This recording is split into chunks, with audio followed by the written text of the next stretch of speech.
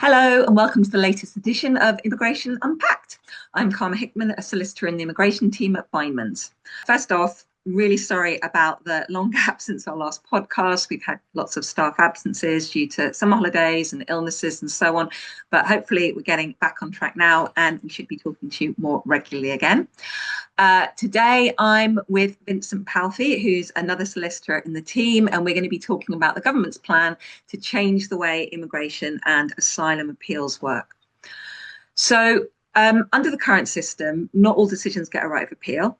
Some decisions can be challenged only through a scheme known as administrative review, while other people have to use judicial review. That part won't be changing. However, what will be changing is the appeal system that's used in human rights, asylum and EU settlement scheme cases. So under the new system, what we're going to see is the current First-Tier Tribunal replaced by a body called an Independent Immigration Appeals Authority. They're abbreviating it to IIAA. So I might say that, or I might just say the authority, because that's quite a mouthful. But Vincent, let's start off by talking about the current First-Tier Tribunal system. Can you outline for me how appeals that are currently eligible for the tribunal actually work?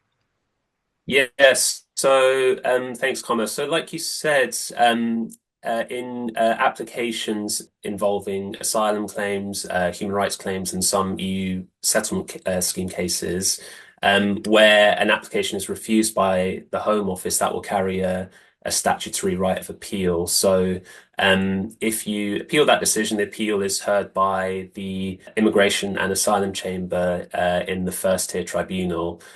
So the First-Tier Tribunal sits within the independent court and tribunal system. So it's separate from the Home Office, and the role of the tribunal is to scrutinise the Home Office decision, and it gives the person whose application has been refused an opportunity to put forward their evidence and arguments, and then the Home Office have the opportunity to defend their refusal decision. So there'll be an independent judge who looks at the evidence, considers the law, looks at submissions from both sides, and they decide if the decision from the Home Office was lawful and whether the appeal should be allowed. And then if the appeal is dismissed, you can apply for permission to appeal to the upper tribunal if there is an error of law in the First-Tier Tribunal's decision. So that may be where the judge has applied the wrong legal test or failed to consider any material evidence. So that then goes up to, so we've got the First-Tier Tribunal that a judge oversees, and that's usually, I think, former barrister or sometimes a former solicitor, but they're all legal experts with lots of years of practice in law, and they have to go through quite rigorous legal testing, I think it is, to get the position, and then they make a decision, and then it goes up to another court called the upper tribunal, if the upper tribunal gives them permission. So the government has said it wants to get rid of this system, and it's going to replace it with this new Independent Immigration Appeals Authority. And that's being brought in under the Immigration Asylum Bill that's currently being considered by Parliament. So what are the changes, Vincent? What are we going to see under the new system?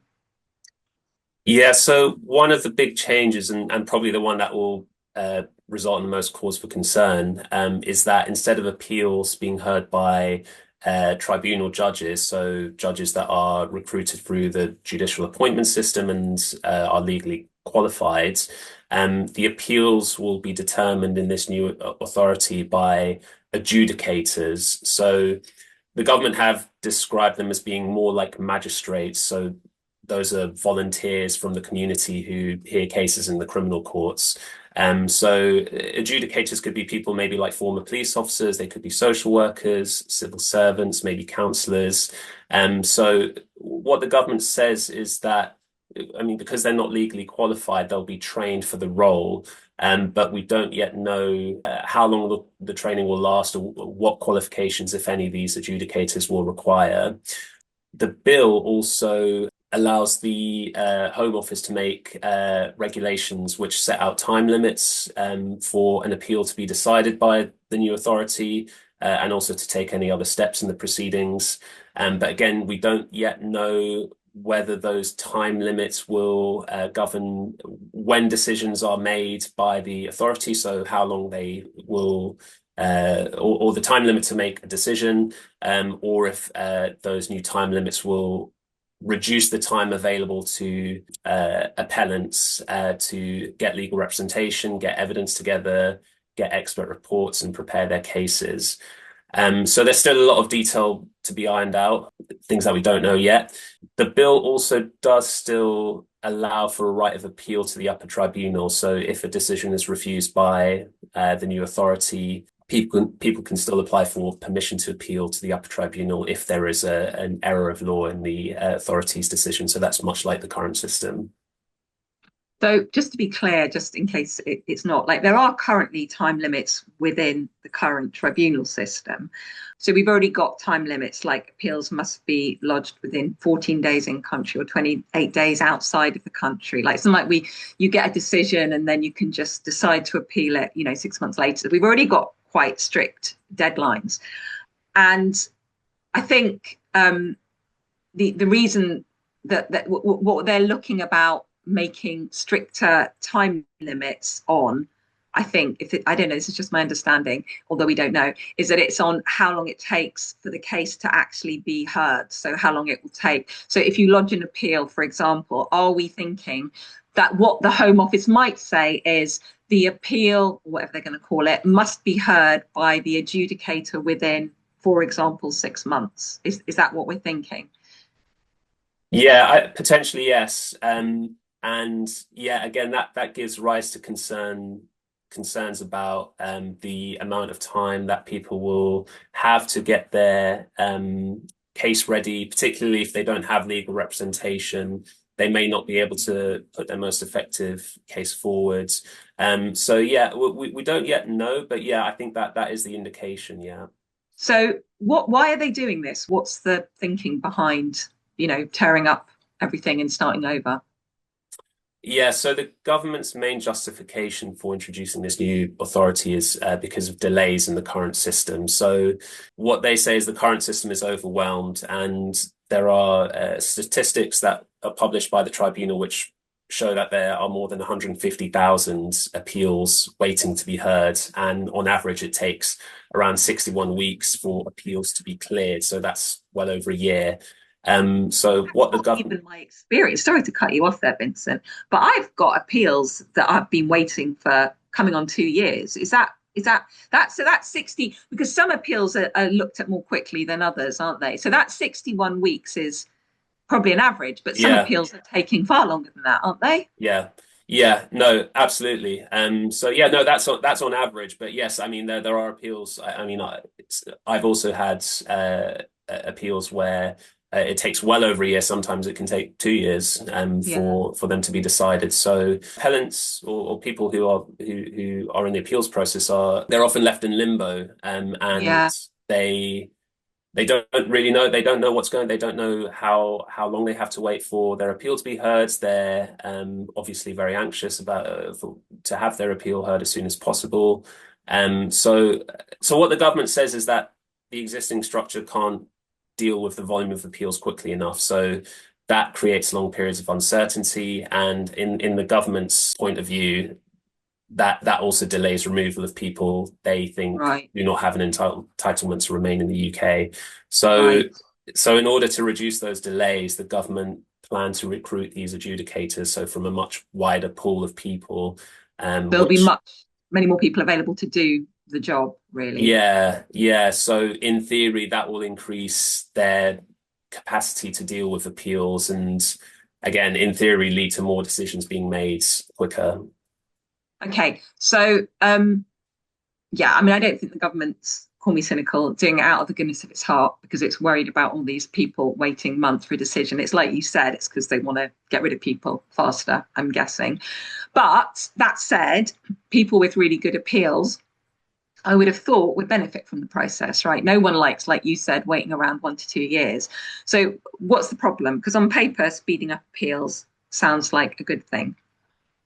Yeah, no, definitely it does sound like a good thing. And yeah, like I said, long delays are damaging for people. They're left in limbo, particularly for asylum seekers who are not entitled to work. But yeah, there are a number of concerns. So anyone who has worked in immigration or anyone who's been involved in an appeal can tell you that they're extremely legally and factually complex. They involve complex points of law on asylum and human rights laws, and Yeah, also there's usually a lot of documentary evidence that is provided in those appeals, so that those could be detailed statements or expert reports from medical experts or country experts. So if adjudicators do not need any legal qualifications or they don't need any kind of substantial legal experience, then there is a real question about whether they will actually have the expertise to deal with the issues that are in play yeah, in appeals. yeah. So, and that problem will also be exacerbated if people don't have access to legal representation and aren't able to present their cases in the most effective way possible. So, if poor decisions are made by the new authority, then that will just create more work actually for the upper tribunal, Yeah. where errors of law are made in these decisions, and that will obviously cause further delays. So there is actually a report from UNHCR which said that this system, a similar kind of system, was tried in Australia actually, Oh, really? and yeah, so they also tried to recruit adjudicators who didn't need any legal qualifications to Hmm. decide immigration and asylum appeals. And that actually caused significant delays in making decisions. And actually, the appeals backlog grew there. So that scheme was ultimately scrapped in Australia. So, I mean, we can definitely foresee that being a problem here as well. And I There's, should, I mean, just to add, I mean, all I would, well, I don't know because I know mainly about immigration law, but I do know from just general awareness that I think one of the biggest problems with immigration law is that it is changing all the time, right? It's not like some areas of law where it's like you're working off one or two pieces of legislation, like actual laws that just sit there and don't really change. Just, I mean, immigration law is like, it feels like multiple times a year we're having to get to grips with whole new things. And that's, so it's not just that you're right, there is loads of factual complexity, but also legal complexity. It's a really complicated area of law. And people without, I mean, I mean, maybe I'm being unfair, but I think people without legal backgrounds would really struggle to get to grips with it. So we definitely agree that the volume of evidence is a problem. The fact that immigration law is complicated is a problem, and I think that's a really interesting point you made. I didn't know this, but it's so obvious that I don't even know why the government's like, maybe they are thinking about it. I don't know, but it's so obvious the fact that if you have poor quality of decision making at the first level, then it's just going to result in more appeals to the upper tribunal. So all you're doing is pushing the backlog down the line, and that's, I think I think maybe this is what you were alluding to, but the people that affects most are the people that can't afford legal representatives, or maybe they can only afford legal representatives for the first part, so they put all their money into getting someone to help them with the appeal, and then they get a rubbish decision because an adjudicator, sorry, but it feels likely they won't know what they're doing, and then they can't necessarily afford to pay a lawyer to keep going with the appeal to the upper tribunal. Sorry, Vincent, I kind of went off on one there. So, what are there no, any other issues that you think are problematic? yeah, yeah. So, I mean, yeah, we mentioned the issue of more decisions actually being appealed to the upper tribunal, but also the new authority doesn't necessarily address also the underlying issue of the quality of Home Office decision making. So many appeals actually arise because Home Office decisions are poorly reasoned and they fail to properly engage with the evidence provided. So there was actually a report from the National Audit Office which said 42% of Home Office decisions showed significant errors, which is a massive amount. So if those problems remain and if those problems aren't addressed, then there will still be a huge amount of appeals that the new authority will have to contend with. Right. So the backlog will just build up again anyway. Yeah, Yeah. exactly. Yeah. So there are those concerns. Another concern is also independence as well. So what the government says is that the new body must be independent, but also at the same time fully integrated within the wider immigration and asylum system. So uh, even though they are described as independent, we don't actually know how this will work in practice. It is a bit concerning that they say it will be integrated within the wider system. And that raises questions about how closely they'll be aligned with the Home Office. Are Yeah. the adjudicators actually going to Yeah. I properly mean, engage with the evidence?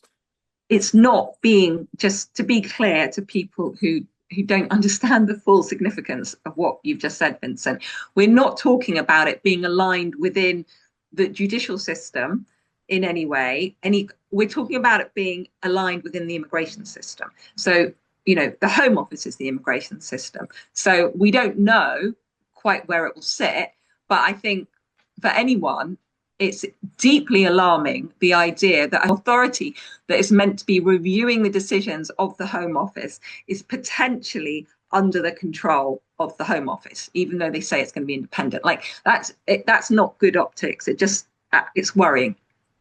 Yeah, no, absolutely. And I mean, we touched on this as well, but there is the question of vulnerability of the people involved in the appeals process. So, particularly with asylum seekers, many of them are survivors of torture, trafficking, persecution in their country of origin. Many have mental health issues. There may be language barriers. They may have issues with their memory as a result of experiencing trauma. So a fair system has to be able to identify and accommodate those needs. And again, we touched on this before as well, but that means they need to have adequate time to seek legal representation, prepare their evidence, have access to interpreters, and also the decision makers as well have to understand how trauma and vulnerability can affect a person's communication and also their credibility. So Yeah. there are a lot of concerns, and we've seen, I mean, this has already been tried in other jurisdictions, and it's been proven not to work. So it is very concerning that the government are pushing ahead with this. Yeah, agreed. Like we spent ages, all of us in the team, almost was in the team, preparing a response to consultation early this year, but it doesn't seem to have made any difference to the outcome. And so the bill's before Parliament at the moment. Assuming it goes through, when can we expect this new immigration authority to start operating? So the government have said that it's expected to begin, this new authority is expected to begin hearing appeals from late 2027, and the implementation will be phased in stages. So Okay. that means there probably won't be an overnight kind of switch from one system to the other. Right. But we don't yet know exactly how those stages will be implemented, and also whether there might be any transitional provisions. So for people whose appeals are already in the system, those appeals may still be heard in the current system, or they may be transferred to the new system. We don't yet know.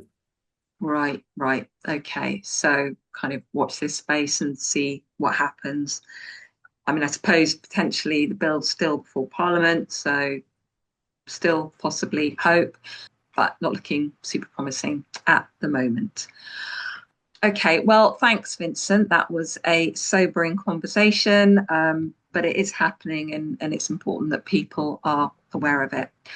So thank you for joining me. Thanks for listening to us, and hope to see you again shortly with our next edition. Take care.